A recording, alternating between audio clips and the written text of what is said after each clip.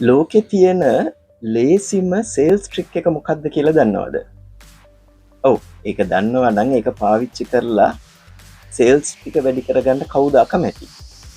එතකොට මෙන්න මේ සේල්ස් ට්‍රික් එකේ පළවෙනි කොටස නම් හුඟක් වෙලාවට සමහර කට්ටිය දන්නවා. හැබැයි දෙවෙනි කොටස සමහර වෙලාවට දන්නේ නැති වෙන්න පුළුවන්. හරි අපි බලමු මොකක්ද කියලා. පළවෙනි කොටස තමයි කස්ටමර් කෙනෙක් එක්ක කතා කරනකොට එයාගේ නම කියලා කතා කරන එක. මොකද අපි සයිකොලොජිකලි ගත්තොත් මගේ නම තමයි මම අහන්න ආසම වචනේ. ඉතින් කවුරු හරි කෙනෙක් මගේ නම කියලා කතා කරනවා නම් මම ඒකට කැමතියි.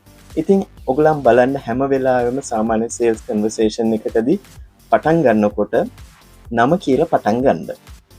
හැබැයි නම කියලා පටන් ගත්තන් පස්සේ අන්න අපි යනවා දෙවෙනි කොටසට.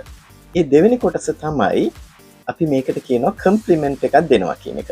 මොකද්ද මේ කම්ප්ලිමන්ට් එක? ඒ කියන්නේ යාගෙන මොකක් හරි හොඳක් කියන්න. ඒ කියන්නේ ආශා හොඳ ලස්සන ෂර්ට් එකක් අඳන් ඉන්නවා. එහෙම නැත්නම් ලස්සන ඔෆිස් එකක්. මේ නැත්නම් ඔය ෆෑන හරි ලස්සනයි. එහෙම නැත්නම් මේ මුකුත් හේතුවක් නැත්නම් නම විශේෂ නමක් නම් මට කියන්න පුළුවන් මම හරි ආස කරන නමක් ඕක.